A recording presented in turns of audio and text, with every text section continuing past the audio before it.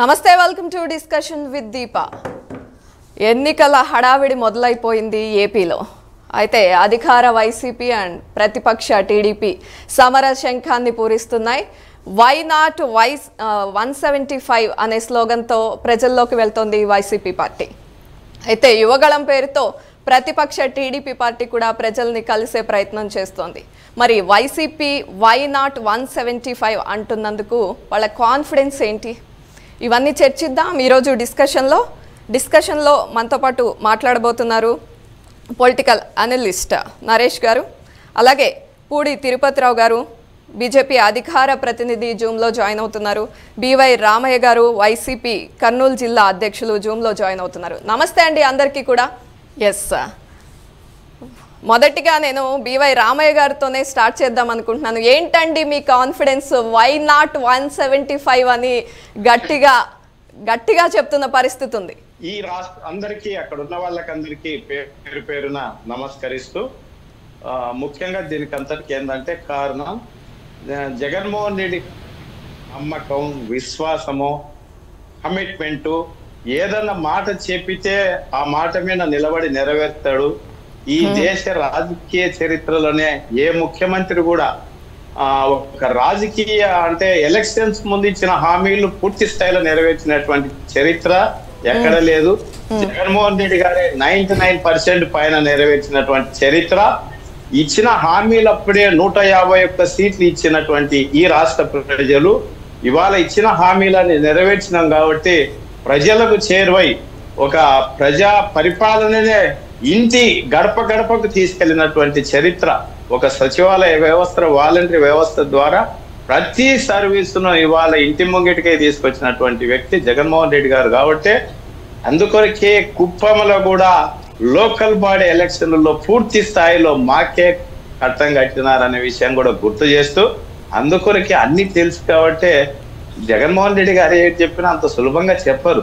అన్ని రకాల ఈక్వేషన్ ఉన్నాయి కాబట్టి ఇవాళ 175కు 175 ఖచ్చితంగా ఈ రాష్ట్ర ప్రజలు మాకు కట్టబెడుతున్నారు. ఆ నమ్మకం మాకు ఉంది. 175 జగన్మోహన్ రెడ్డి గారి ఆధ్వర్యంలో గెలవబోతున్నాం.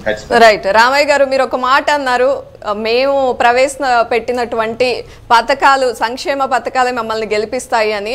ఆ సంక్షేమ పథకాలతో ప్రజలు హ్యాపీగా ఉన్నారా? మీరు ప్రజల్లో తిరుగుతున్నారు అంటే జగనే మళ్ళీ ఎందుకు కావాలి అనే పేరుతో ప్రజల్లో తిరుగుతున్నారు. ఎట్లాంటి రెస్పాన్స్ వస్తుంది? ఖచ్చితంగానండి. ఎక్కడ ఏ రాజకీయ నాయకుడు కూడా సాహసం చేయలేడు. 3 ఏళ్ల తర్వాత, 4 ఏళ్ల తర్వాత గడప గడపకు తిరగాలంటే ఎంతో సాహసం ఉండాలా, ఎంతో నమ్మకం ఉండాలి. మనం చేసిన పని మీద ఎంతో నమ్మకం ఉండాలి.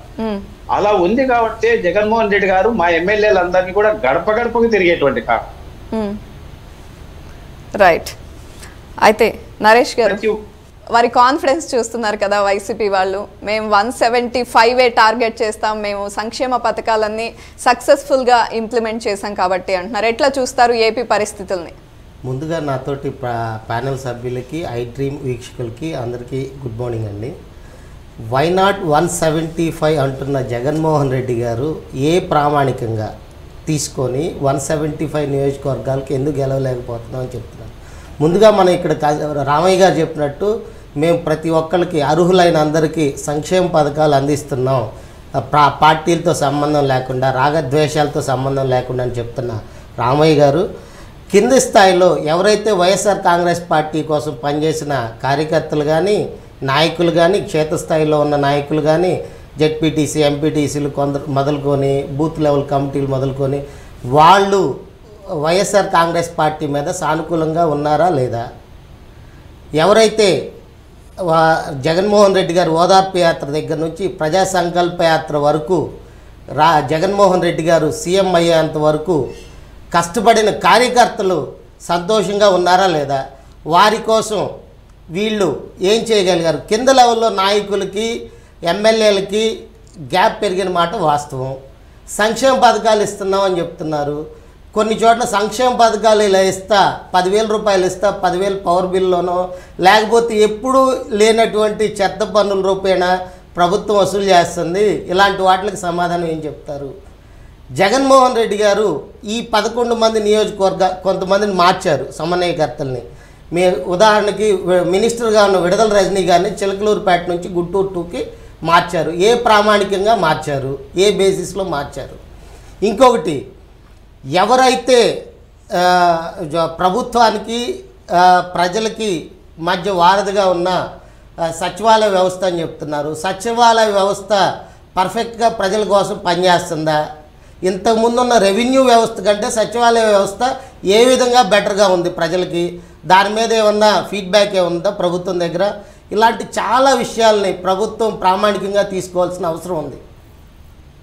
రైట్, మాట్లాడండి రామయ్య గారు. మీకు చాలా ప్రశ్నలు సంధించారు నరేష్ గారు. నరేష్ గారు, గుడ్ మీరు మార్నింగ్. అడిగినటువంటి వెరీ గుడ్ మార్నింగ్. మీరు అడిగినటువంటి సాధిద్దాం, అన్నిటి కూడా సమాధానం చెప్పడానికి సిద్ధంగా ఉన్నాం. ఒకటి, జగనన్న సురక్ష పేరు మీద ఈ రాష్ట్ర ప్రజలు ఇళ్ల దగ్గర నుంచి సర్టిఫికేట్ తెచ్చుకోవాలంటే ఆఫీసుల చుట్టూ తిరిగి టైం వేస్ట్, డబ్బులు వేస్ట్, ఏదన్నా పేదవాడు కూలీ వేస్ట్, ఇన్ని రకాలుగా ఉండేవి. ఇవాళ జగనన్న సురక్ష పేరు మీద పెట్టిన తర్వాత 98 లక్షల సర్టిఫికెట్లు ఇళ్ల దగ్గరికి అందజేసినామంటే ఇది వాస్తవం కాదా అని చెప్పి, ఇది సర్వీస్ కాదా అని అడుగుతున్నా. ఇవాళ ప్రతి పేదవాడు ఇంటి దగ్గరికి వెళ్ళి సచివాలయ వ్యవస్థ పెట్టిన తర్వాత ఇళ్ల దగ్గరికి వెళ్ళి టెస్టులు చేసి వాళ్ళకి కావాల్సినంత వైద్య సదుపాయాన్ని అందించిన మాట వాస్తవమా కాదా అని సంగతి అడుగుతున్నా. ఇవాళ పెన్షన్ అంతకుముందు క్యూలో నిలబడి ఎంతో మంది వికలాంగులు, వితంతువులు, ముసలాళ్ళు ప్రాణాలు కోల్పోయినటువంటి సంఘటనలు ఎండ్లకు నిలబడి సరైనటువంటి అట్లా నిలబడటానికి వసతులు లేక ఇబ్బంది పడి కూలీ వేస్తాయి, ట్రాన్స్పోర్ట్ పెట్టుకొని ఇన్ని రకాలుగా సఫర్ అయినటువంటి ప్రజలు ఇవాళ 6 గంటల లోపే బెల్ కొట్టి పెన్షన్ అందజేస్తున్న మాట వాస్తవమా కాదా? ఇన్ని సంక్షేమాలు అందజం చేయటమే కాకుండా ఇవాళ నాడు నేడు పేరు పైన విద్యకు ఎంత ప్రాముఖ్యత ఇచ్చినాడో ఇది వాస్తవమా కాదా? ఇంగ్లీష్ విద్య మొన్నటికి మీరందరూ చూసినారు. ఒక సోషల్ వెల్ఫేర్ లో చదివినటువంటి విద్యార్థులు ఎక్కడో యుఎస్ఏ వెళ్ళి బ్రహ్మాండమైనటువంటి ఇంగ్లీష్ స్పీచ్ ఇచ్చింది వాస్తవమా కాదా? ఇవన్నీ మార్పులు కాదంటారా? ఇవంతా కూడా సర్వీస్ కాదంటారా? నేనంటాం అందుకొరకే అంటున్నాం 2,40,000 కోట్ల రూపాయలను డైరెక్ట్ బెనిఫిషియల్ ట్రాన్స్ఫర్ ఎక్కడన్నా ఉందా ఈ రకమైనటువంటి వ్యవస్థ? ఇవాళ జగన్మోహన్ రెడ్డి గారు మాత్రమే ఆ రకంగా చేయగలిగినారు. ఎక్కడ ఒక దళారీ వ్యవస్థ లేదు, 1 రూపాయి అవినీతి లేదు. కాబట్టి ఎవరైనా పేదవాడు కూడా ఇవాళ డైరెక్ట్ అకౌంట్ లో జగన్మోహన్ రెడ్డి గారు వాళ్ళే మాకు డబ్బులు పడుతున్నాయి. అందుకొరకే జగన్మోహన్ రెడ్డి గారు ధైర్యంగా మా ఎమ్మెల్యేలను గడప గడపకు ఇంటింటికి తిరగండి అని చెప్పి చెప్పినాడు. వాళ్ళు మొదట మీరు అన్నట్టుగా మొదట తేలటానికి ప్రజలు ఏమంటారు? అంతకుముందు ఎప్పుడూ లేదు చరిత్రలో ఆ రకంగా తిప్పడం అనేది. ఇప్పుడు ఇంటింటికి వెళ్తే ముందు ఫస్ట్ 2 days భయపడినారు, కానీ 3rd day నుంచి వాళ్ళు రిసీవింగ్ బ్రహ్మాండంగా పెట్టి చాలా హ్యాపీగా ఎమ్మెల్యేలు ఉత్సాహంగా అసలు 4 గంటలు తిరగాల్సిన వాళ్ళు 6 గంటలు, 8 గంటలు, 10 రోజులు తిరగాల్సిన వాళ్ళు నెలల తరబడి, సంవత్సరాల తరబడి ఇంటింటికి తిరుగుతున్నారంటే రామయ్య గారు కరెక్టేనండి. సంక్షేమ పథకాలు మా హక్కు, ప్రభుత్వం ఇచ్చేదే ఉంది. ఏ ప్రభుత్వం ఇచ్చినా కానీ మాకు సంక్షేమ పథకాలు ఇస్తారు, అది మాకు కావాల్సిన హక్కు అని ప్రజలు భావిస్తున్నారు. దాని మీద ఏంటి? ఓకే, నాడు నేడులో స్కూల్స్ అభివృద్ధి చెందినాయి అని చెప్తున్నారు. టీచర్లలో ఏమన్నా క్వాలిటీ పెంచగలిగారా? ఓకే, స్కూల్స్, హాస్పిటల్స్, దాంట్లో ఫెసిలిటీస్ ఏమన్నా పెంచగలిగారా? క్వాలిటీ ఆఫ్ డాక్టర్స్ ఇన్ టైంలో అవైలబిలిటీ ఉంటుంది చూడగలుగుతున్నారా? క్షేత్రస్థాయిలో చాలా ప్రామాణికాలు ఉంటాయండి రామయ్య గారు. ప్రభుత్వం తీసుకుంటున్న నిర్ణయం ప్రజలు యాక్సెప్ట్ చేస్తున్నారా లేదా అనేది. ఇంకొకటి, మీరు ఏం మంచి చేసుకుంటున్నా మీరు చేయగలిగే మంచిని ప్రజలకి చేరవేసే విధానంగా మీకు సంబంధించిన, మీ పార్టీకి సంబంధించిన సలహాదారులు కావచ్చు, కార్పొరేషన్లు కావచ్చు, ఈ కార్పొరేషన్ ద్వారా వీళ్ళకి బెనిఫిట్ జరిగింది అని మీకు ప్రజలకు అర్థవంతంగా చెప్పగలుగుతున్నారా? రైట్ అండి, రామయ్య గారికి టైం ఇద్దాం. మోసం చేసుకునే రామయ్య గారికి టైం ఇద్దాం మీరు అడిగిన ప్రశ్నలకు సమాధానాలు చెప్పడానికి. నేను అనటం, జగన్మోహన్ రెడ్డి గారు రాజకీయ చరిత్రలో ఒక సామాజిక విప్లవం తీసుకొచ్చాడు. మీరు అంటున్నారు నాడు నేడు కింద ఒక్కసారిగా మార్పు రాదు కదా, మొక్క నాటంగానే పనులు ఇవ్వదు కదా. ఇవాళ బలమైనటువంటి పునాదులు వేసినారు జగన్మోహన్ రెడ్డి గారు. మార్పు సమూలమైనటువంటి మార్పు తీసుకురావడం కొరకే పునాదులు వేసినారు. వేల కోట్ల రూపాయలు. ఒకటి చెప్తున్నానండి, మీరు కూడా విఘ్నులు అన్ని తెలిసిన వ్యక్తులు. ఒకటి చెప్తున్నా, ఇదే బడ్జెట్ 2014-19 ఉంది కదా, ఇదే సంక్షేమాన్ని ఆ రోజున ఎందుకు చేయలేకపోయినారు? వాళ్ళు చేయలేకపోయారనే కదా మీకు అధికారం కట్టబెట్టింది. వాళ్ళు చేయలేదు, వాళ్ళు ఫెయిల్ అయ్యారు కాబట్టి అంత పెద్ద మెజారిటీ మీకు ఇచ్చారు. మేము అందుకొరకే చేసి చూపిస్తున్నాము. దానికి తగ్గట్టుగానే ప్రజల యొక్క నమ్మకాన్ని ఒమ్ము చేయకుండా మేము చేసి చూపిస్తున్నాం. ఆ రోజున హామీ ఇస్తేనే 151 సీట్లు ఇచ్చినారు ఈ రాష్ట్ర ప్రజలు. ఇవాళ ఇచ్చిన ప్రతి హామీని నెరవేర్చినటువంటి పరిస్థితి వైసీపీకి, జగన్మోహన్ రెడ్డి గారికి ఉంది. కాబట్టి 175 ఖచ్చితంగా రైట్ రామయ్య గారు, రైట్. మళ్ళీ మీ వరకు వస్తాను. తిరుపతిరావు గారితో మాట్లాడే ప్రయత్నం చేద్దాం. నమస్తే అండి. చూస్తున్నారు, వారి కాన్ఫిడెన్స్ చూస్తున్నారు. వైసీపీ నుండి వై నాట్ 175 అంటూ కాన్ఫిడెంట్ గా కనిపిస్తున్నారు. టీడీపీ ఇంతకు ముందు మా హిస్టరీ చూడండి, మేము చేసిన డెవలప్మెంట్ చూడండి అనే కాన్ఫిడెన్స్ తో వారున్నారు. మరి బీజేపీ పార్టీ ఎవరితో నడవబోతోంది, ఎవరి పక్కన ఉండబోతోంది, అసలు మీ స్టాండ్ ఏంటి ఏపీలో? మీరు ఏపీ పరిస్థితులను గమనిస్తున్నారు నరేష్ గారు. ఎవరికి వారు కాన్ఫిడెన్స్ తో ప్రజల్లోకి వెళ్తున్న పరిస్థితి చూస్తున్నాం. సో మీరు ఎట్లా అనలైజ్ చేస్తారు ఈ పరిస్థితులను? చూడటం కంటే కూడా జగన్మోహన్ రెడ్డి గారు వాళ్ళ పార్టీ కార్యకర్తల కంటే కూడా ప్రశాంత్ కిషోర్ గారి రిపోర్ట్ల మీదే ఎక్కువ డిపెండ్ అయినట్టు అనిపిస్తుంది. నేను ఉదాహరణకు విడుదల రజనీ గారి గురించి చెప్పాను. ఏ ప్రామాణికంగా విడుదల రజనీ గారిని మినిస్టర్ గా ఎంపిక చేశారు. మినిస్టర్ గా ఎంపిక చేసిన వ్యక్తికి అక్కడ సరిగా లేదని చెప్పేసి ఇంకో చోటకి బదిలీ చేశారు. మేరుగు నాగార్జున గారిని మినిస్టర్ చేశారు, అక్కడి నుంచి ఇంకో చోటకి చేశారు. ఏ ప్రామాణికంగా తీసుకున్నారు? లోకల్ నాయకత్వాన్ని ఏమన్నా అడిగి తీసుకున్నారా? ఏంటి, ఏ బేసిస్లో తీసుకున్నారు? ఇక్కడ నిజం చెప్పాలంటే పార్టీ కార్యకర్తలకి, కింద లెవెల్ కార్యకర్తలకి, ఎమ్మెల్యేలకు కావచ్చు, నాయకులకు కావచ్చు, వాళ్ళకి గ్యాప్ పెరిగిన మాట వాస్తవం. ఎలక్షన్ రాగానే వాళ్ళు దగ్గరికి వెళ్తే అధికారంలో ఉన్న పార్టీ కాబట్టి కొద్దిగా ఏదో విధంగా నయానో భయానో రావచ్చు. కానీ వాళ్ళు ఇంతకు ముందు 2019లోను 14లోను చేసిన విధంగా పూర్తి స్థాయిలో పనిచేయడానికి సిద్ధంగా అయితే లేరని అనిపిస్తుంది నాకు. అక్కడ చాలా కరెక్ట్ చేసుకోవాల్సిన అవసరం ఉంది. వైఎస్ఆర్ కాంగ్రెస్ పార్టీ ఏదో వై నాట్ 175 అంటుంది. కానీ రామయ్య గారు చెప్పినట్టు లోకల్ బాడీలో మేము అన్ని విధాలుగా బాగా మెజారిటీ సాధించామంటున్నారు. లోకల్ బాడీ ఎలక్షన్స్లో ప్రధాన ప్రతిపక్షం తెలుగుదేశం పార్టీ అసలు కంటెస్టే చేయలేదు, బాయ్కాట్ చేసింది ఎలక్షన్ని. అది కాక ప్రభుత్వానికి వ్యతిరేకంగా ఉన్న వ్యక్తులు ఎవరైతే ఉన్నారో, కమ్యూనిస్ట్ పార్టీలు అవ్వచ్చు, జనసేన పార్టీ అవ్వచ్చు, కాంగ్రెస్ పార్టీ అవ్వచ్చు, ప్రభుత్వ వ్యతిరేకంగా గళం ఎక్కువగా వినిపిస్తున్నారు. దీన్ని కంట్రోల్ చేయటంలో ఎక్కడ ఫెయిల్ వాళ్ళు నిర్మాణాత్మకంగా చేస్తున్నారా, నిర్మాణాత్మకంగా చేయటం లేదా, ప్రజల సమస్యల మీద చేయటం లేదా అనేది కాదు, ప్రజలకు ఎంత రీచబిలిటీ ఉంటుంది అనేది ఇంపార్టెంట్. అక్కడ ఒక మంగళ షాప్ లో ఒక 10,000 ఇస్తున్నారు అని చెప్తున్నారు. ఆ 10,000 ఇస్తుంటే 10,000 కరెంట్ బిల్ ద్వారా తీసుకుంటున్నారని వాళ్లే చెప్తున్నారు. నెలకి సంవత్సరానికి 10,000 ఇచ్చి నెలకు 10,000 తీసుకుంటున్నారు. దీనికి సమాధానం లేదు. కింద లెవెల్లో చాలా ఇప్పుడు ఏదో అధికారంలో ఉంది కాబట్టి అనుకూలత ఉంది అనే భ్రమంలో ఉన్నారు. కానీ ఒక్కసారి ఎలక్షన్ స్టార్ట్ అయితే, మనం తెలంగాణ ఉదాహరణ తీసుకున్నాం, కాంగ్రెస్ పార్టీ చిన్నాభిన్నంగా ఉంది. కేసీఆర్ గారు డెఫినెట్ గా మళ్ళీ అధికారంలోకి రాబోతున్నాము, మేము రైతు బంధు, దళిత బంధు ఇలా చాలా చేసాము, కాళేశ్వరం అనే ప్రపంచంలోనే అతి పెద్ద ప్రాజెక్టుని కట్టామని చెప్పి కాళేశ్వరం గురించి ఎలక్షన్ ప్రచారంలోనే చెప్పుకోలేకపోయారు. ఇంకొకటి దళిత బంధు ఇచ్చాము, రైతు బంధు ఇచ్చామని ఎక్కడైతే చెప్పుకుంటున్నారో, దళితులకి రిజర్వేషన్ ప్రకారం ఇచ్చిన నియోజకవర్గాల్లో 90% కాంగ్రెస్కి ఇచ్చింది సంక్షేమ పథకాలు. రైతు బంధు ఇచ్చామని చెప్తున్నాం. రూరల్ ఏరియాస్లో ఎక్కడైతే వ్యవసాయ ఆధారిత ప్రాంతాలు మొత్తం కాంగ్రెస్ పార్టీ క్లీన్ స్వీప్ చేసింది. దీన్నైనా బేసిస్ చేసుకొని ఇప్పటికైనా అధికార పార్టీ వాళ్ళ లెవెల్, కింద లెవెల్లో జరుగుతుందని తెలుసుకొని మార్చుకుంటే, కానీ వై నాట్ 175 అంటలేదు, కానీ అధికారానికి రాగలము, టఫ్ ఫైట్ ఇవ్వగలము అనే దాని మీద ఆధారపడి ఉంటుంది. రైట్. అయితే 11 మంది ఇన్ఛార్జీలను చేంజ్ చేసిన పరిస్థితి. ఎస్ రామయ్య గారు మీకు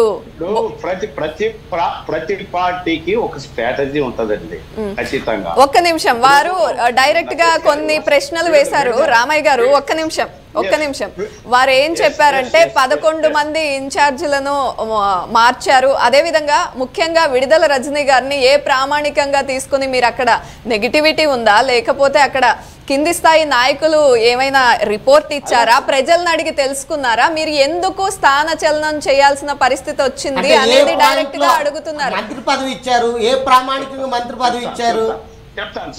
చెప్తాను సార్, నరేష్ గారు చెప్తాను ఒక మాట. రైట్. ఇప్పుడు మా వాళ్ళ పర్ఫార్మెన్స్ బాగా ఉంది, మంత్రిగా వాళ్ళు ప్రూవ్ చేసుకున్నారు కాబట్టి వీళ్ళు ఎక్కడికి పోయినా గెలుస్తారు, ప్రజల్లో ఆ సదాభిప్రాయం ఉంది కాబట్టి అక్కడికి తీసుకెళ్ళి సొంత నియోజకవర్గాన్ని కాదని పక్క నియోజకవర్గంకి వెళ్తే యాక్సెప్టెన్స్. ఆళ్ళ రామకృష్ణారెడ్డి గారిని ఏ ప్రామాణికంగా తొలగించారు? ఇక్కడ కాదండి, ఇక్కడ ఇంకొకరికి అవకాశం కల్పించాలనేటువంటి ఉద్దేశంతో చేసినారు.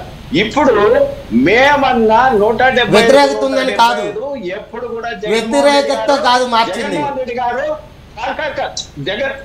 అవును. నేను అనటము ఎక్కడికి పోయినా వీళ్ళు నెగ్గుతా. విడుదల రజనీ గారు పర్ఫార్మెన్స్ బాగుంది, అక్కడికి పోయినా గెలుస్తారు ఖచ్చితంగా, నో డౌట్. ఇక్కడ ఇంకొకరికి అవకాశం ఇవ్వాలనేటువంటి ఉద్దేశంతో సామాజిక సమీకరణాలు నేను అనటం.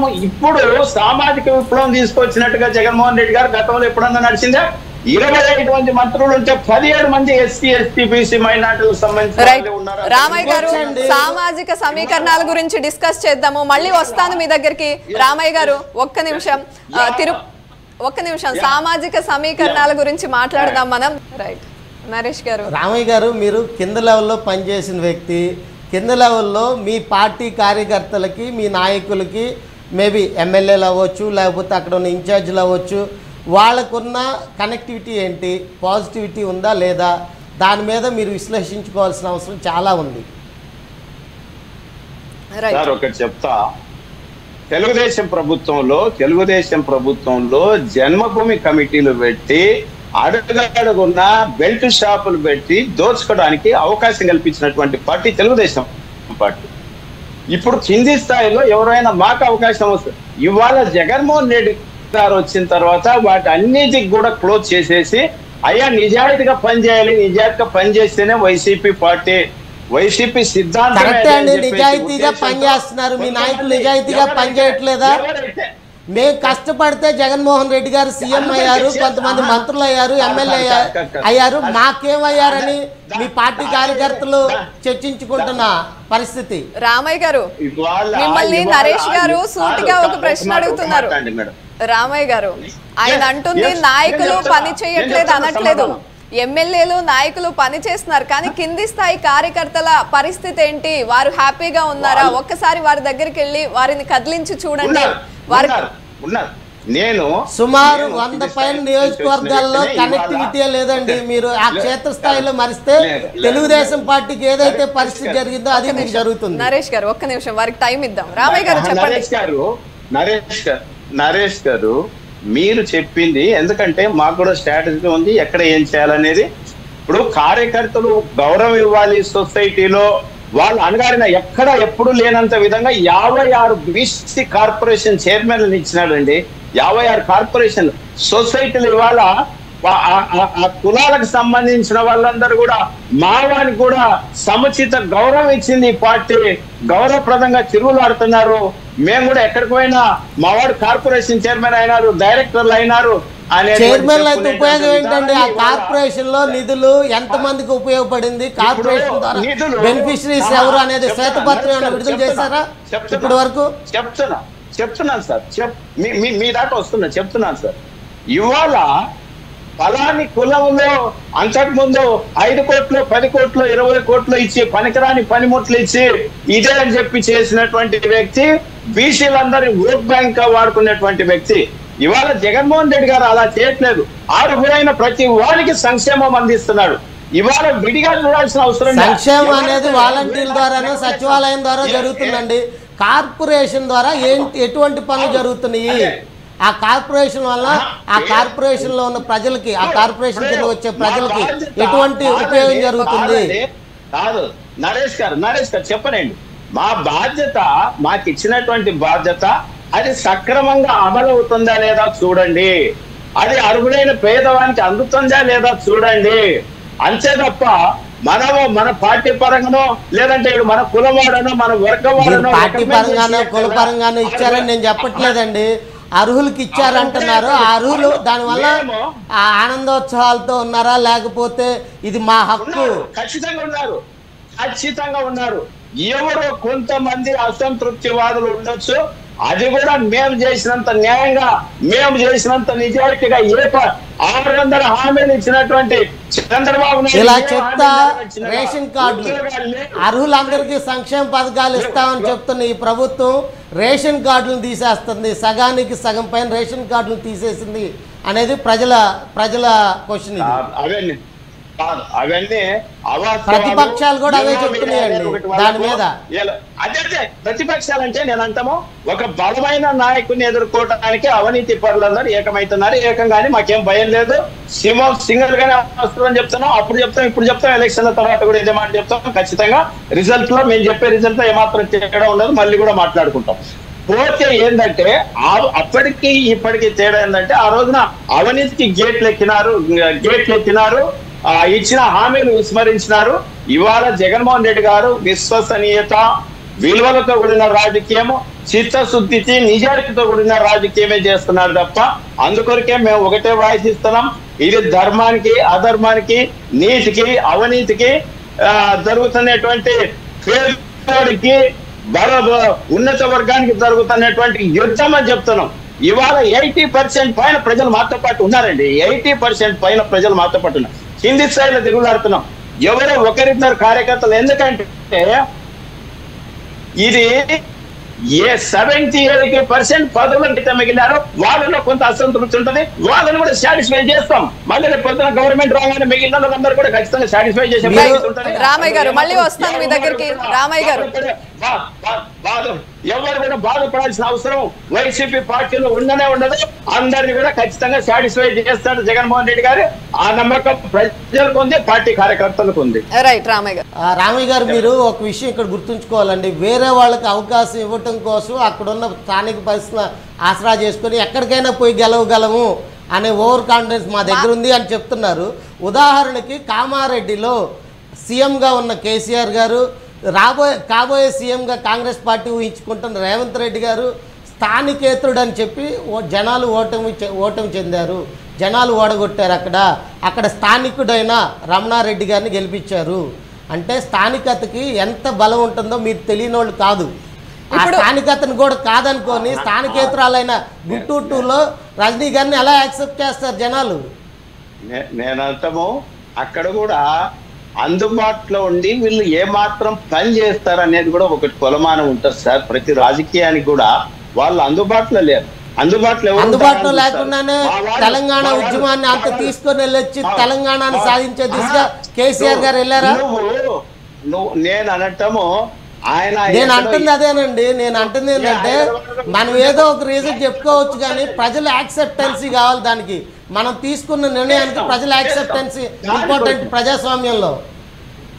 ఇవాళ అందుకొరకే మేము కూడా ఏమంటున్నామంటే, ఇవాళ అసలు ఒక్కొక్క టైంలో నిజంగా చెప్తున్నా, మేము కూడా ఇది పక్కా తెలుగుదేశం ఓటన్నా మనం వీళ్ళకి పథకాలు ఇస్తాను అయినా వాళ్ళు సాటిస్ఫై కావట్లేదు. ఏంది పరిస్థితి అంటే, అబ్బా పోతే పనిలేండి అన్న, అందరూ ఏదో ఒక రోజు వాళ్ళలోనే మార్పు వస్తుంది. తెలుగుదేశం ఓటేసిన వాళ్ళకే సంక్షేమ పథకాలు ఇవ్వడం అంటూ ఎప్పుడు జరగదు. ప్రభుత్వాలు ఓటేసిన వాళ్ళకే ఇస్తాము అనేది అసలు కరెక్ట్ కాదు. మేము ఇస్తున్నాము అని చెప్పుకోవడం కూడా కరెక్ట్ కాదు కదా. తెలుగుదేశంలో జరిగింది, జన్మభూమి కమిటీలు తెలుగుదేశంలో జరిగింది కాబట్టి మీకు అవకాశం ఇచ్చారండి. తెలుగుదేశం పార్టీ తప్పులు చేసింది కాబట్టి మీకు అధికారం ఇచ్చింది. మేము అట్లా చేయలేదు, మేము అలా చేయలేదు. మేము నిజాయితీగా చేశాం. ఏమి ఎక్కడ ఎటువంటి వాళ్ళ వివక్ష చూపించకుండా నిజాయితీగా పనిచేసామని చెప్తున్నాం. మా గెలుపుకు అదే. దాంతో పాటు అన్ని రకాలుగా ఇప్పుడు ఏదైతే బడ్జెట్ ఉందో అప్పుడు కూడా అదే బడ్జెట్ చేయలేకపోయినారు. ఇప్పుడు మార్పు తీసుకొచ్చాం. జగన్మోహన్ రెడ్డి గారు నిజాయితీని ప్రజలు నమ్మినారు. ఈయన ఏదైనా మాట చెప్తే మాట నెరవేర్చారని నమ్మినారు. ఇవాళ జగన్మోహన్ రెడ్డి గారిని చూస్తున్నారు. మాకు లోకల్ లీడర్ ఎంత పర్యవేక్షణ ఉంది, వీళ్ళు అందుబాటులో ఉన్నారా లేదా అని చూస్తున్నారు. ఇవన్నీ రకరకాల సర్వేలు అన్ని బేరీ చేసుకొని మార్పులు చేర్పులు జరుగుతున్నాయి. ఖచ్చితంగా 175 గెలవడం కొరకే మార్పులు చేర్పులు అనే సంగతి మీ ద్వారా తెలియజేస్తున్నాం. నరేష్ గారు, అయితే మీరు ఇక్కడ పరిస్థితులను చూసారు, తెలంగాణలో మీరు ఇదే కొన్ని పరిస్థితులని అక్కడ ఏపీలో కంపేర్ చేసి మాట్లాడుతున్నారు. ఇప్పుడు స్థానికతకు సంబంధించి మాట్లాడారు. అయితే ఏపీలో వీరు వైనాట్ 175 అనే కాన్ఫిడెంట్గా ఉన్నారు. మీరు అక్కడ పరిస్థితులను ఏ విధంగా అనలైజ్ చేస్తారు? అసలు అక్కడున్న పరిస్థితుల్లో నేను ఇక్కడ వివరిస్తున్నా అండి. పెద్ద తెలంగాణకి ఆంధ్రాకి పెద్ద వ్యత్యాసం ఏమీ ఉండదు. ఇక్కడ కేసీఆర్ గారు కూడా నేను అంతకంటే ఎక్కువ సంక్షేమ పథకాలు ఇచ్చాను, దేశంలో నేను ఇచ్చిన సంక్షేమ పథకాలు ఎవరికి ఇవ్వలేదు, ఎవరికి అందలేదు అని చెప్పి ఎలక్షన్స్కి వెళ్ళిన వ్యక్తి ఇప్పుడు ఏమైందో చూసాం మనం. అలాగనే వైఎస్ జగన్మోహన్ రెడ్డి గారు, రామయ్య గారు చెప్పినట్టు ప్రజలతో కనెక్టివిటీ పెంచుకోవాలి అని అనుకుంటున్నారు. అనుకున్నంత మాత్రాన ఎక్కడ సీఎం గారు కానీ ప్రజల ముందుకు వచ్చి మేము ఈ పరిస్థితుల్లో ఈ చేసాము, ఈ పరిస్థితుల్లో పిఆర్సీ ఇస్తామనుకున్నాం, ఇవ్వలేకపోయాం మీకు తగినట్టు అని సీఎం గారు ఎక్కడా చెప్పలేకపోయారు. ప్రజలందరూ అనుకుంటున్నదే నేను ఇక్కడ చెప్తున్నాను. సజ్జల రామకృష్ణారెడ్డి గారు ఎవరు? సజ్జల రామకృష్ణారెడ్డి గారు ప్రతి ఒక్క ప్రభుత్వ నిర్ణయాల్లో వేలుదూరుస్తున్నారు. ఇంతకీ జగన్మోహన్ రెడ్డి గారికి సజ్జల రామకృష్ణారెడ్డి గారు సెక్రటరీ సంథింగ్ సలహాదారులా, లేకపోతే సజ్జల రామకృష్ణారెడ్డి గారికి జగన్మోహన్ రెడ్డి గారు సలహాదారులు అనే క్వశ్చన్ మార్క్ ప్రజల్లో మొదలైందండి. దాన్ని మీరు ఎలా కరెక్ట్ చేసుకుంటారు? నేను ఒక మంచి ఇంటలెక్చువల్ ప్రతి విషయంలో అవగాహన ఉన్న వ్యక్తిని సలహాదారులకు పెట్టుకోవడంలో తప్పే ఉంది. సమయానికి రకరకాల ఇప్పుడు పెట్టుకోవచ్చండి. ప్రజలు ప్రజాస్వామ్యబద్ధంగా ఎన్నుకున్నది జగన్మోహన్ రెడ్డి గారిని. ఒక మాట నరేష్ గారు, నేనేమంటున్నా అంటే ఆయన మదిలో నుంచి మెలిగిన ఆలోచన కదా సచివాలయ వ్యవస్థ, వాలంటీర్ వ్యవస్థ. ఇవాళ సచివాలయ వ్యవస్థ, వాలంటీర్ వ్యవస్థ నుంచి వాటి పనితీరుని మీరు ఎక్కడైనా క్షేత్రస్థాయిలో పరిశీలించారా? వాటి పనితీరుని క్షేత్రస్థాయిలో మీరు పరిశీలించారా? ఇవాళ మేము ఎందుకంటున్నామంటే పొద్దున్న లేస్తే అబద్ధాలతో ఒడ్డి వాడుతున్నటువంటి ఎల్లో మీడియా ఏదైతే ఉందో దాన్ని తట్టుకోవడం. ఇప్పుడు దాని మీద కౌంటర్ అయ్యింది సార్. వీళ్ళెక్కడ మేధావులందరూ డెఫినెట్ గా దాని మీద ఎందుకు కౌంటర్ అయ్యండి? నేను మీ మంచి కోసమే చెప్తున్నా. మీరు మంచి పథకాలు ప్రవేశపెట్టారు క్షేత్రస్థాయిలో, దానివల్ల బెనిఫిషరీస్ హ్యాపీగా ఉన్నారా లేదా, మీ పార్టీకి అనుకూలంగా ఉన్నారా లేదా, దాని మీద ఎక్కడైనా చర్చించుకున్నారా కూలంకుషంగా? ఖచ్చితంగా చర్చించుకుందాం. ఖచ్చితంగా రివ్యూ మీటింగులు నడుస్తున్నాయి, రకరకాలుగా నడిచినాయి. అన్ని రకాలుగా మా ఎమ్మెల్యేలకు కూడా గడప గడపగా తిరిగే దాంట్లో అందులో 2 సంవత్సరాల నుంచి జగన్మోహన్ రెడ్డి గారు చెప్తున్నారంటే అంతకుముందు ఎవరైనా చేయగలిగినారు సార్ ఈ రకంగా? అంటే ప్రజల కనెక్టివిటీ. మీరు అధికారంలో ఉన్నారు కాబట్టి వ్యతిరేకత రాకపోవచ్చు, మీరు అధికారంలో ఉన్నారు కాబట్టి వ్యతిరేకత రాకపోవచ్చు. పోలీస్ ప్రొడక్షన్ ఉంటుంది, చాలా ప్రొడక్షన్ ఉంటుంది. ప్రజల్లో తిరిగేటప్పుడు ఒక వ్యక్తి, ఒక ఎమ్మెల్యే స్థాయి వ్యక్తి, మంత్రి స్థాయి వ్యక్తి ప్రజల్లో తిరిగేటప్పుడు వాళ్ళకి చాలా పోలీస్ ప్రొడక్షన్ ఉంటుంది. ప్రజలు కూడా అంత ధైర్యంగా ముందుకు రాకపోవచ్చు.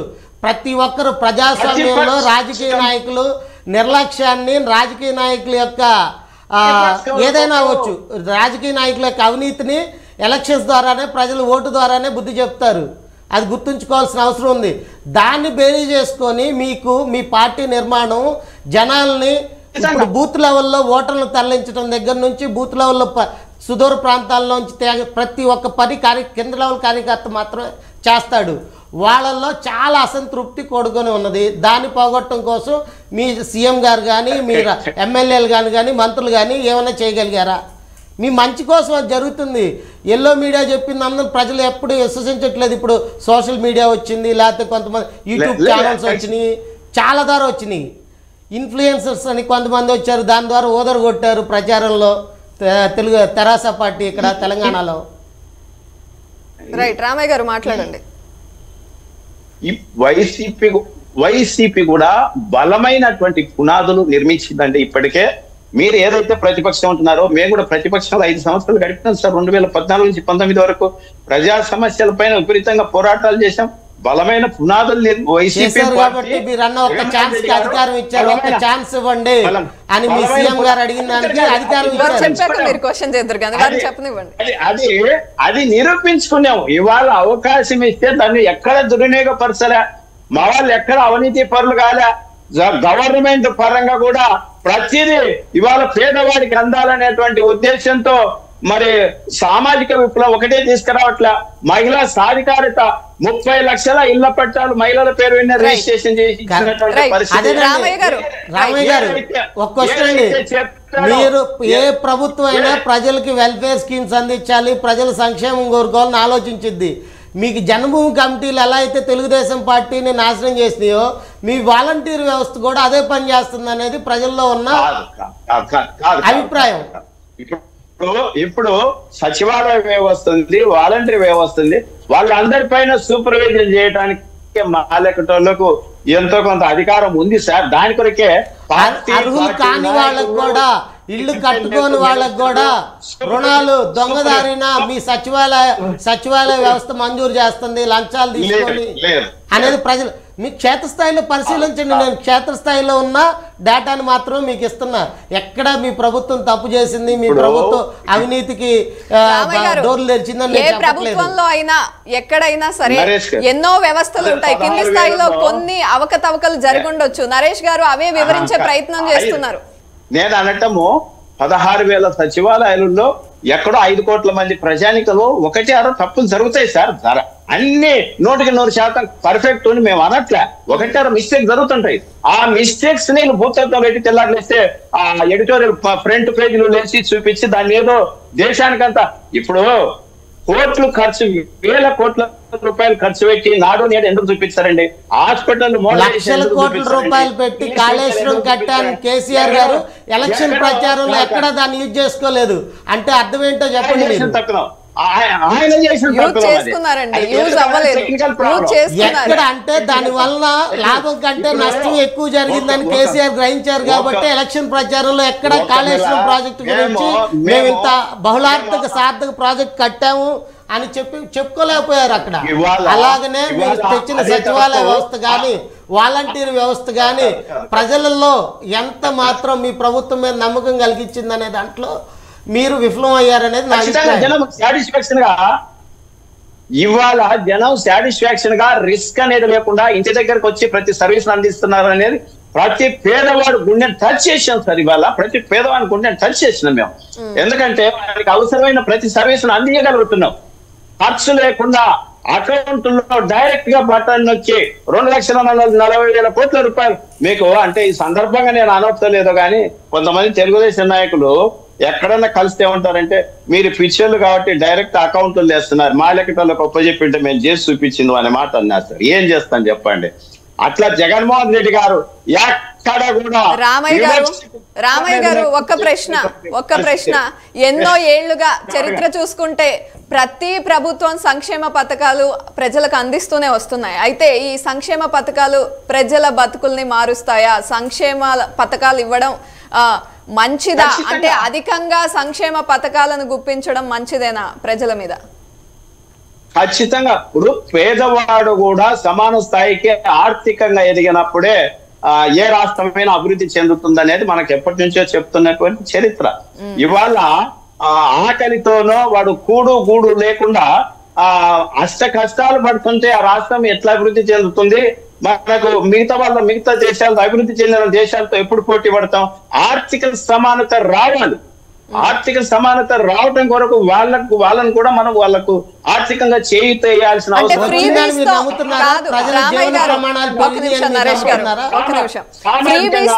ప్రజలు హ్యాపీగా ఉంటారు కానీ ఆర్థిక సమానత వస్తుందా? ఖచ్చితంగా వస్తుందండి, ఖచ్చితంగా వస్తుంది. ఇవాళ ఏ పేదవాడు కూడా ఇవాళ మీకు తెలుసో లేదో కూలి కోవటం దానికంటే చాలా మంది మహిళలు ఇండ్లలో ఉన్నోళ్ళు కూడా ఇవాళ ఎంతో కొంత స్వయం ఉపాధి పథకాన్ని ఎంచుకుంటున్నారు, వాళ్ళు తయారు చేసుకుంటున్నారు.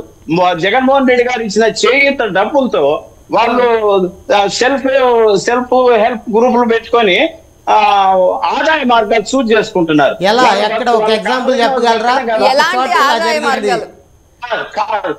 చాలా ఇప్పుడు చాలా మంది పాడి పశువులు పెట్టుకుంటున్నారు, గొర్రెలు మేకలు పెట్టుకుంటున్నారు, ఇండ్లలో దుకాణాలు పెట్టుకుంటున్నారు, చీరల వ్యాపారం చేస్తున్నారు. పాడి పశువులు అనేది రైతులు అది చేయటం కూడా చాలా తగ్గిపోయిందండి. ఇంత ముందుతో పోలిస్తే వ్యవసాయం చేయటం కూడా తగ్గిపోయింది.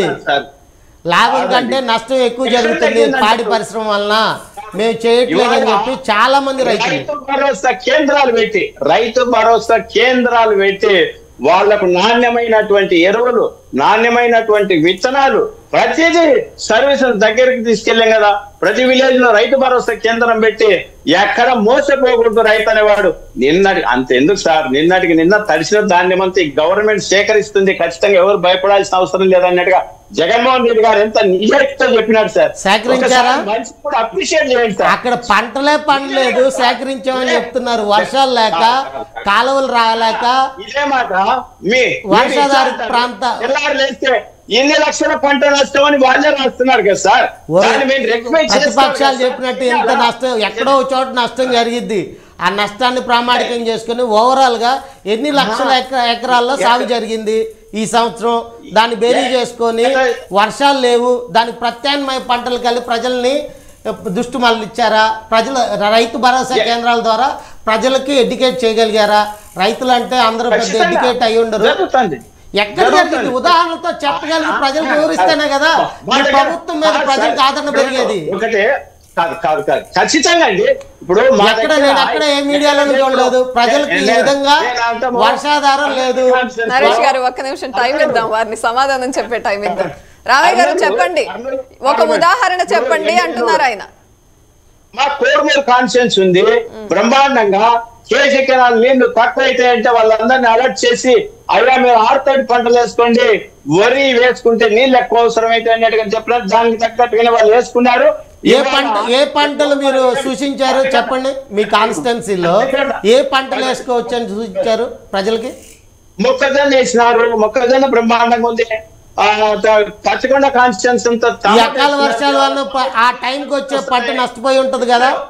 ఈ అకాల వర్షాల వలన కాదు ఒకవేళ అది ప్రకృతి ఒక్కొక్కసారి అదే అంటుంది. అది ఎన్ని వేల ఎకరాల్లో మీరు క్యాలిక్యులేట్ చేసి ఇవ్వగలరా డేటా? మీ దగ్గర డేటా ఉందా? ఖచ్చితంగా ఇవాళ ఖచ్చితంగా ఇలా చెప్పుకొని మనల్ని మనం మోసం చేసుకోవడం కాదండి. ప్రజలకి మేము ఎంత మంచి పరిపాలన ఇచ్చాము, ప్రజలకు ఎంత అందుబాటులో ఉన్నాము అనే దానికి చాలా ప్రామాణికాలు ఉంటాయి. దాన్ని బేస్ చేసుకొని మీరు వై నాట్ 175 అంటాం కాదు, దాని సార్థకారిత ఎంతవరకు జరిగింది, మనం చెప్పుకున్న దానికి క్షేత్రస్థాయిలో ఎంతవరకు వెళ్ళింది. రైట్. ఒక్క ప్రశ్న రామయ్య గారు, వై నాట్ 175 అంటున్నారు. అయితే ఇప్పుడు ప్రస్తుతం ఉన్న ఎమ్మెల్యేలు, సిట్టింగ్ ఎమ్మెల్యేలు రాజీనామాలు చేసే పరిస్థితి ఎందుకు వస్తుంది? వైసీపీలో అసలు ఏం జరుగుతుంది? నేను అనటం, ఏ రాజకీయ నాయకుడికైనా తక్కువ తీసి పక్కన పెడితేనో లేకపోతే కొంచెం మెంటల్ ఎవరైనా అది సహజ సిద్ధం అండి. కొంచెం దాన్ని ప్యాచప్ చేసుకోవడానికి టైం పడుతుంది. వాళ్ళకు నచ్చజెప్పి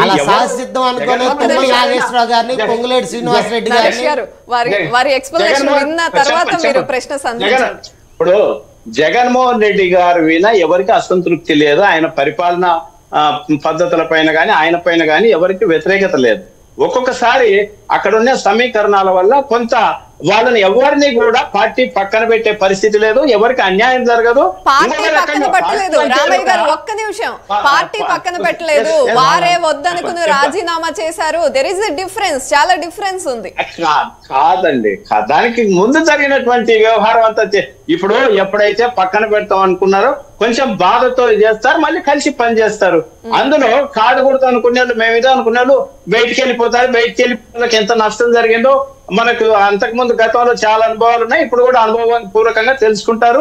నిన్న గాజువాక అజయవన్ రెడ్డి బయటికి వెళ్ళిపోయి అన్నారు. మళ్ళీ నిన్న మా ఇన్ఛార్జ్ వైవి సుబ్బారెడ్డి గారి దగ్గరికి వెళ్ళి ఎగ్జాక్ట్ గా ఇదే పరిస్థితి తెలంగాణలో ఎన్నికల ముందు చూసాం. అధికార పార్టీ నుండి రాజీనామాలు చేసి ఏ పార్టీ స్ట్రాంగ్ గా ఉందో అక్కడికి వెళ్లి ఇక్కడ సమీకరణాలు ఏ విధంగా మార్చేశారో చూసాం. అలా టిఆర్ఎస్ పార్టీ వదులుకున్న పొంగులేటి శ్రీనివాసరెడ్డి గారు, తుమ్మల నాగేశ్వరరావు గారు, జూపల్లి కృష్ణారావు గారు ఈ రోజు ప్రభుత్వం మీద ఛాలెంజ్ విసిరి గెలిచి మంత్రులు కూడా ప్రమాణ స్వీకారం చేశారు వీళ్ళ ముగ్గురు. రామయ్య గారు ఒక్క ప్రశ్న, అలా అసంతృప్తితో ఉన్న సిట్టింగ్ ఎమ్మెల్యేలను బుజ్జగించే ప్రయత్నం ఎందుకు చేయట్లేదు? చేస్తున్నాం, ఖచ్చితంగా జరుగుతుంది. అట్లా వాళ్ళని పిలుచుకొని అసంతృప్తితో ఉన్న కింద లెవెల్ నాయకులు కూడా చేస్తున్నారా? ఒక్క నిమిషం.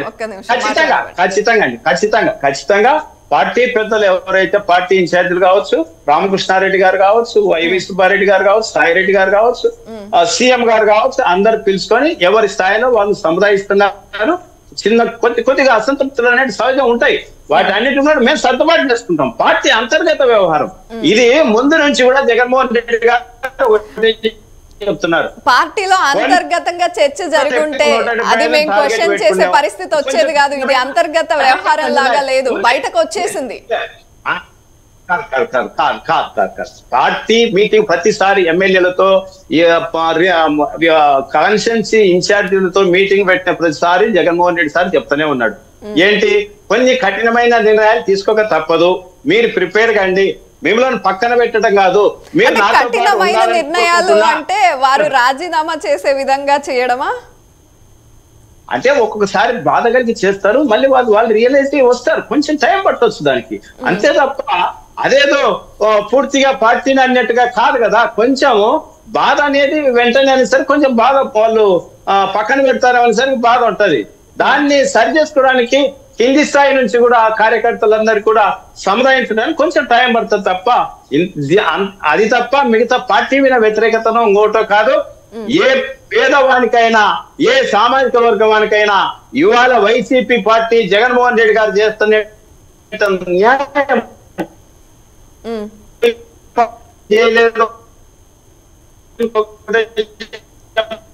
క్యాండిడేట్ కూడా లేరు చాలా కాన్స్టిట్యూన్సీలలో వాళ్ళకు. అందుకొరకే చంద్రబాబు నాయుడు ఇది 14 సంవత్సరాలు ముఖ్యమంత్రిగా చేసిన వ్యక్తి లోకల్ బాడీలో పోటీ చేయలేకపోయినాడు. తర్వాత అందుకొరకే ఆయన గెలవలేమనేటువంటి ఉద్దేశంతోనే ఇవాళ మిగతా పార్టీలు కాళ్ళ పట్టుకొని ఎవరితో తగ్గడానికి ప్రయత్నం చేస్తున్నాడు. ఇది కాదు, ఆయనకు తెలిసిపోయింది.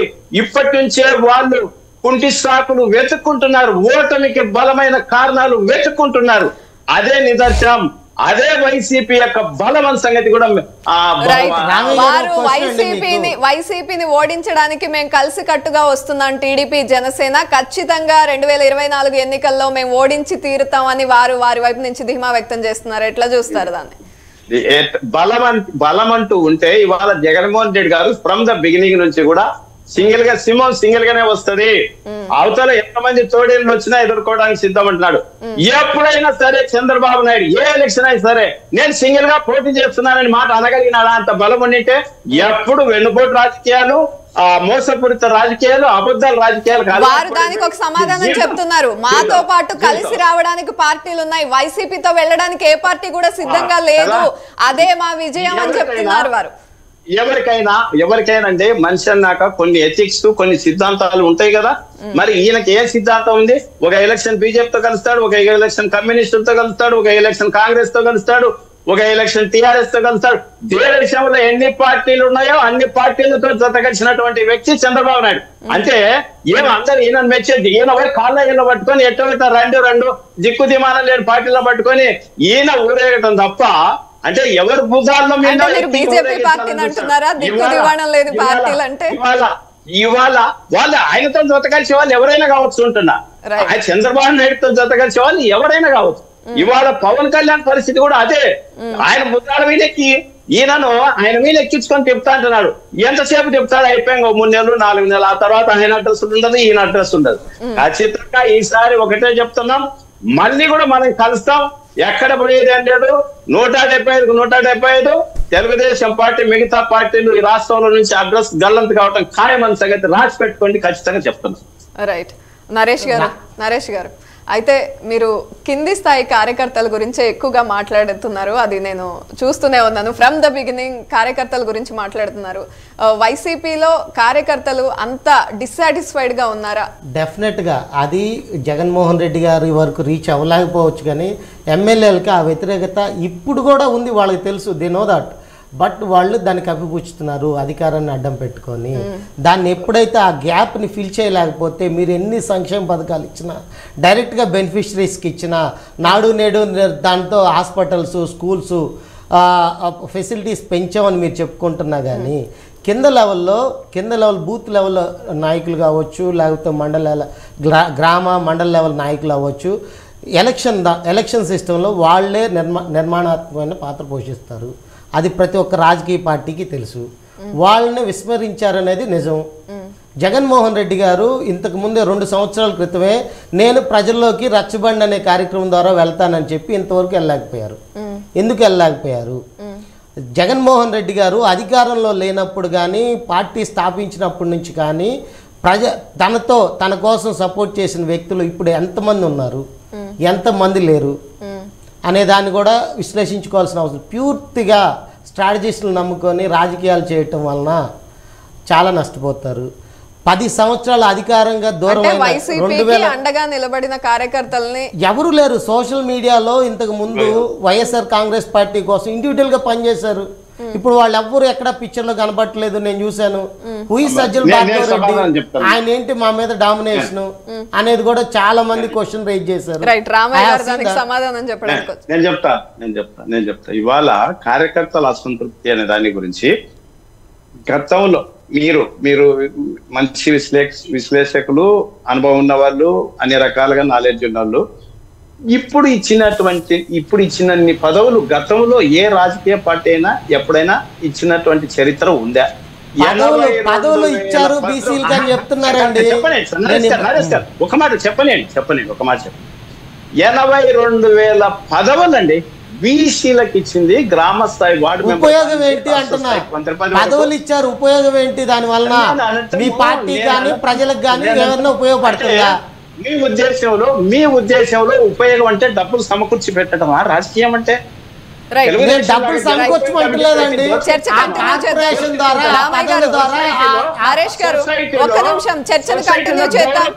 రామయ్య గారు చర్చ కంటిన్యూ చేద్దాం. రామయ్య గారు మీరు ఎక్స్ప్లెయిన్ చేసే పరిస్థితిలో ఉన్నారు. ఇంతకు ముందు అదే మాట. 82,000 పదవులు బీసీలకు కట్టుబెట్టినటువంటి పరిస్థితి, ఎస్సీలకు కట్టు. నేనేమంటానంటే రాజకీయం అంటే సంపాదించడానికి ఇది ఒక వ్యాపార సంస్థ కాదు, సర్వీస్ మోటివ్. సొసైటీలో నేను ఒక వాల్మీకి సామాజిక వర్గానికి చెందినటువంటి వ్యక్తినండి. మేయర్ కమ్ జిల్లా ప్రెసిడెంట్ ఉన్నా. నా కమ్యూనిటీలో అంతా నాకు గౌరవం కాదా? నన్ను గౌరవించరా? మావానికి కూడా సముచితమైనటువంటి స్థానం మీ కమ్యూనిటీ ఏదైనా డెవలప్ చెందిందా? ఖచ్చితంగా. ఏ విధంగా చెప్తే కదా ప్రజలకు అర్థమయ్యేటట్టు చెప్పాలి కదా. అట్లీస్ట్ మీ కమ్యూనిటీ ప్రజలకైనా అర్థమయ్యేటట్టు చెప్పాలి కదా. నరేష్ గారు ఒక ప్రశ్న అడుగుతున్నారు. వాల్మీకి సామాజిక వర్గం నుండి నేనున్నాను, అది నా సామాజిక వర్గం వారికి అది గొప్పే కదా అంటున్నారు. అయితే ఏం జరిగింది? చాలా సంవత్సరాల నుంచి రాజకీయాల్లో ఉన్నారు, కొత్తగా అయితే సామాజిక వర్గానికి ఏం జరిగింది మీ నుండి అని అడుగుతున్నారు.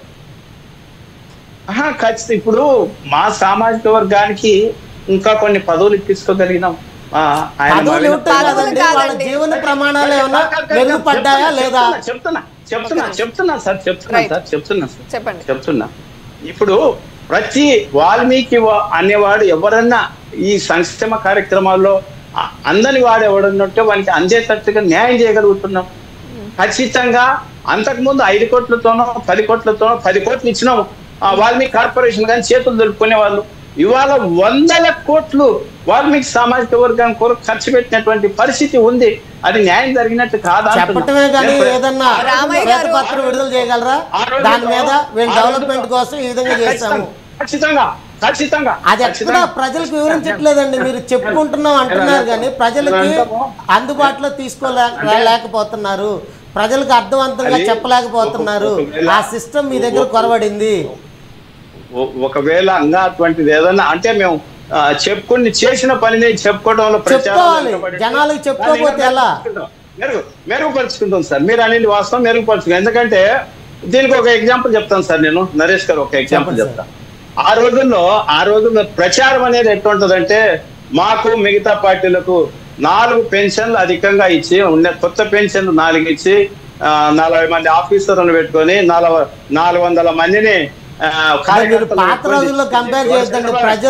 ప్రజల్లో అవేర్నెస్ పెరిగింది, అవగాహన పెరిగింది. ఒక్క నిమిషం. ఇవాళ కొన్ని లక్షల పెన్షన్లు అధికంగా ఇచ్చినా మేము అనే వాళ్ళం ఇన్వాల్వ్ లేకుండా డైరెక్ట్ ఒక వ్యవస్థ ద్వారా ఆ బెనిఫిషియర్కి అందజేయగలుగుతున్నాం సార్. ఈ నిజాయితీని ప్రజలు గమనించట్లేదంటారా? ఏమన్నా ఖచ్చితంగా గమనిస్తున్నారు. ఖచ్చితంగా వారు వన్ సైడే ఉంటది. మళ్ళీ చెప్తున్నాం, ప్రజలందరూ అంత అమాయకులు కాదు. ఇవాళ తెల్లారులేస్తే సోషల్ మీడియా అనేది ఒకటి వచ్చింది. ప్రతి విషయాన్ని ప్రజలు గమనిస్తున్నారు. మీరు అన్నట్టు మేము చేసిన పనిని ఇంకా చెప్పుకోవడంలో, ఆ ప్రచారం చేసుకోవడంలో కొంచెం వెనకబడి ఉందామేమో కానీ దాన్ని కూడా మెరుగుపరుచుకుంటాం. ఖచ్చితంగా దాన్ని కూడా తగినటువంటి చర్యలు తీసుకుంటాం అన్న సంగతి మీ ద్వారా ఈ సందర్భంగా తెలియజేస్తాం. రామయ్య గారు, ఫైనల్ గా చెప్పండి, 175 గెలుచుకోగలం అన్న మీ ధీమా వెనుక మీరు చేసిన అభివృద్ధి కారణమా, లేకపోతే సంక్షేమ పథకాలు అనుకుంటున్నారా, జగన్ గారి మీద నమ్మకం అనుకుంటున్నారా? మీరు ఎందుకని 175 అనే ధీమాతో ఉన్నారు?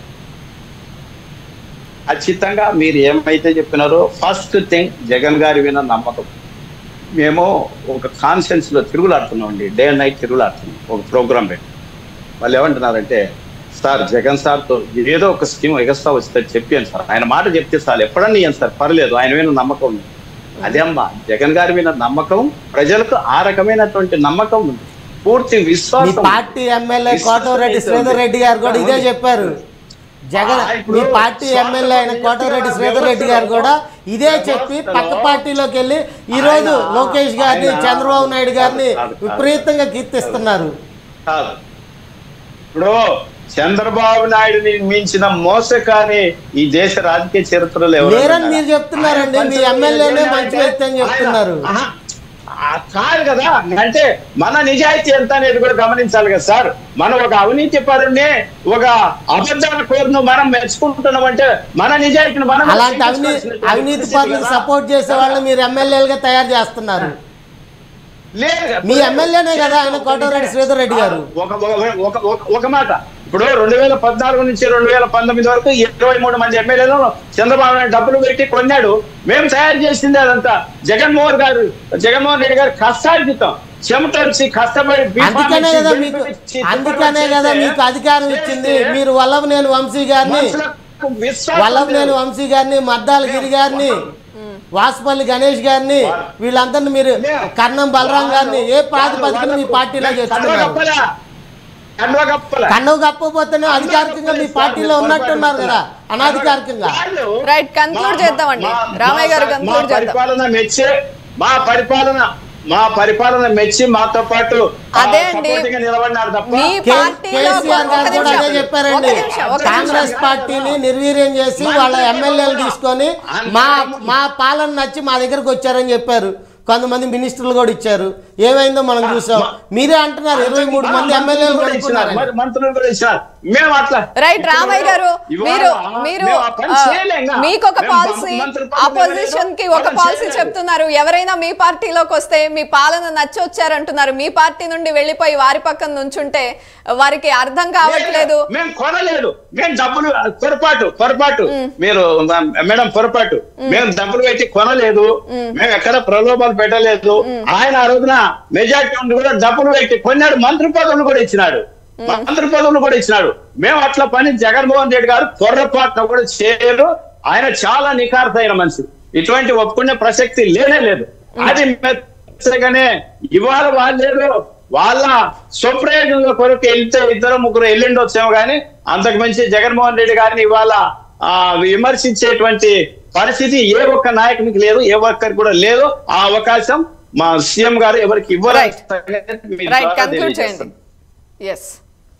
ఫైనల్ గా ఈ పరిస్థితులన్నీ చూస్తున్నామండి. వాళ్ళైతే ఎక్కడా కాన్ఫిడెన్స్ తగ్గట్లేదు. ఖచ్చితంగా జగన్ గారి మీద ఉన్న నమ్మకమే మమ్మల్ని గెలిపిస్తుంది మళ్ళీ 2024లో అంటున్నారు. ఫైనల్ గా మీరు ఏమంటారు? వాళ్ళు కరెక్ట్ చేసుకోవాల్సిన విషయాలేంటి, అంశాలేంటి? చాలా విషయాలు ఉన్నాయండి.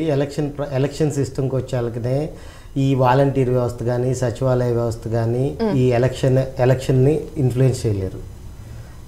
వాలంటీర్ వ్యవస్థ కూడా అక్కడున్న ఎవరో అధికార పార్టీకి సంబంధించిన సభ్యులు నియమించిన వ్యక్తులే కానీ వాళ్ళని సొసైటీ ఇన్ఫ్లుయెన్స్ చేసే వ్యక్తులు కాదు. ప్రజలు కూడా సంక్షేమం అనేది తీసుకునేది మా హక్కు అని భావిస్తున్నారు. సంక్షేమం అనేది మాకు రావాల్సింది మాకు ఇస్తున్నారు, వాళ్ళ జేబుల్లో నుంచి ఎక్కడా ఇవ్వట్లేదు. వైఎస్ఆర్ కాంగ్రెస్ పార్టీ ఏ విధంగా తెలుగుదేశం పార్టీని కంపేర్ చేసుకుంటుంది, కానీ వాళ్ళ పరిపాలన ఏ రోజుకి ఆ రోజు ఎందుకు పెంచుకుంటున్నాం, ఎందుకు పెంచుకోలేకపోతున్నాం దాని మీద విస్తీకరించి చర్చించుకోవట్లేదు. ఇంకొకటి, లోకల్ బాడీ ఎలక్షన్స్లో మేము కంటెస్ట్ చేసాము, గెలిచాము, 100కి 90% మేమే గెలిచామని చెప్తున్న రామయ్య గారు కానీ, వైఎస్ఆర్ కాంగ్రెస్ పార్టీ అధికార సభ్యులు కానీ, ఎవరైనా కానీ అక్కడ చాలా 40% నియోజకవర్గాలను అనానమస్ చేయించారు, బెదిరించి చేశారని ఆ రోజు చంద్రబాబు నాయుడు గారు చెప్పి ఎలక్షన్ బాయ్కాట్ చేశారు. అది ఏ రీజన్ అయినా అవ్వచ్చు, వాళ్ళ దగ్గర కంటెస్ట్ చేయడానికి లేకపోవచ్చు, ఇంకోటి అవ్వచ్చు. కొన్ని నియోజకవర్గాల్లో మాచర్ల, కొన్ని నియోజకవర్గాల్లో బెదిరించి, కొన్ని రాయలసీమ జిల్లాల్లో బెదిరించి కంటెస్ట్ చేయకుండా ఉన్నారని మనం చాలా చూసాం. ఈ అన్నిటినీ కరెక్ట్ చేసుకొని ప్రజల దగ్గరికి వెళ్ళి ప్రజలకి జగన్మోహన్ రెడ్డి గారు నో డౌట్ ఎట్ ఆల్ నా పరిపాలన నచ్చితేనే నాకు ఓటేయండి అని ఏ రాజకీయ నాయకుడు ఇంతవరకు చెప్పలేదు. అది చెప్పారు. అది చెప్పటం కాదు, ఆచరణాత్మకంగా ఎంతవరకు ఉంది. అధికారంలో లేకపోతే ఏ పార్టీ నిలబడదు అనే పరిస్థితులు చాలా చూసాం మనం. వైఎస్ఆర్ కాంగ్రెస్ పార్టీ రాజశేఖర్ రెడ్డి గారి మరణం ద్వారా సంభవించిన పార్టీ. కొన్ని మనం ఏమనుకుంటాం, పరిస్థితులు వాట్ ఎవర్ ఇట్ ఈజ్,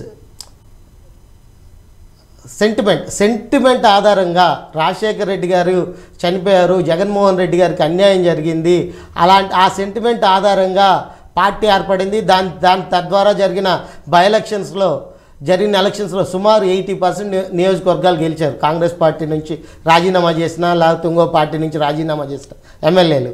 తర్వాత 2014లో జరిగిన ఎలక్షన్స్లో 2% తేడాతో వైఎస్ఆర్ కాంగ్రెస్ పార్టీ అధికారాన్ని కోల్పోయింది. చాలా కారణాలు ఉంటాయి ఎలక్షన్స్లో. అప్పటి వరకు సోదిలో లేని తెలుగుదేశం పార్టీ అధికారంలోకి వచ్చింది.